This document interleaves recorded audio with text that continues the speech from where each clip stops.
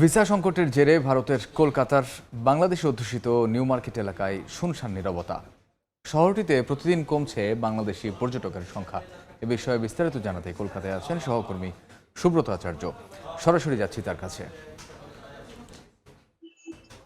দেখুন, এই গোটা পরিস্থিতি বর্ণনা করার আগে একটু অঙ্কের হিসেব করতে হবে।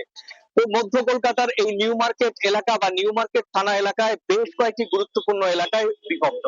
নিউ মার্কেটের Sudder street, new market, Rafi Ahmed Kidwai street, park street সহ আশেপাশে মির্জা গালিব স্ট্রিট, বেশ কিছু এলাকা রয়েছে এবং সেই এলাকায় যেমন আবাসিক হোটেল রয়েছে, সেই এলাকায় ব্যবসায়িক বিপণী বিতান রয়েছে, সেই এলাকায় রেস্তোরাঁ রয়েছে, মেডিকেল শপ রয়েছে, ওষুধের দোকান রয়েছে, এই এলাকায় বিভিন্ন স্পা সেন্টার রয়েছে, ফলের দোকান রয়েছে এবং এই এলাকার অর্থনীতি, যেটি স্থানীয় ব্যবসায়ীরা বরাবরই বলে থাকেন, 70 থেকে 80% অর্থনীতি কিন্তু সরাসরি বাংলাদেশ থেকে আসা পর্যটকদের উপর নির্ভর করে।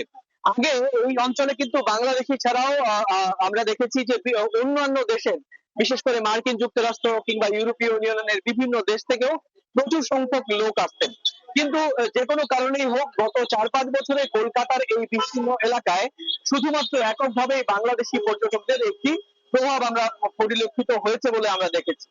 সেই প্রভাব কিন্তু কার্যতপক্ষে এখানকার সেই প্রভাবের কারণে স্থানীয় ব্যবসায়ীরাও কিন্তু আস্তে আস্তে তাদের কিন্তু কোটি কোটি টাকা বিনিয়োগ করেছেন শুধুমাত্র বাংলাদেশের পর্যটকদের কলকাতা আসার পর। বাংলাদেশি পর্যটকরা বলেন যে যে টাকা থেকে ঢাকা থেকে তারা কক্সবাজার বা চিটাগং যেতে পারেন, সেই টাকা দিয়ে তারা কিন্তু কলকাতায় আসতে পারেন। এখানে অনেক অনেক ভ্রমণ বা কেনাকাটা, ওষুধ, চিকিৎসা সমস্ত বিষয় কিন্তু অনেকটা কিন্তু সাশ্রয়ী। সে কারণেই প্রতিবেশী দেশ এবং দেশের মতো করেই তারা কিন্তু নিজেদের আনন্দ বা কিংবা প্রয়োজনে আসতে চান বা আসেন।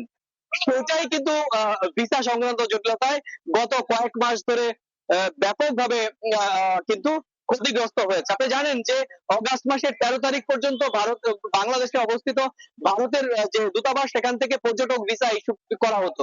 এরপর থেকে শুধু ভিসা প্রক্রিয়ার ক্ষেত্রে শুধুমাত্র ক্রনিক ডিজিজ অর্থাৎ গুরুত্বপূর্ণ শারীরিক সমস্যা ছাড়া কার্যত পর্যটকদের জন্য একেবারে এই ভিসা দেওয়ার দরজাটা বন্ধ রয়েছে। ফলত দেখা যাচ্ছে যে যে বাংলাদেশের যে ক্রমবর্ধমান রাজনৈতিক পরিস্থিতি, অর্থাৎ যে 5ই আগস্টের আগে যারা ভিসা পেয়েছিলেন তাদের ভিসার মেয়াদ 6 মাস ছিল এবং সেটা কিন্তু ডিসেম্বরের 31 তারিখ পর্যন্ত শেষ হয়ে যাবে। যারা 6 মাসের ভিসা পেয়েছেন কেবলমাত্র তারাই কিন্তু আগে পর্যটক ভিসা নিয়ে এই ডিসেম্বর পর্যন্ত আসতে পারছেন এবং সেই সংখ্যাটা কিন্তু দিন দিন কমছে।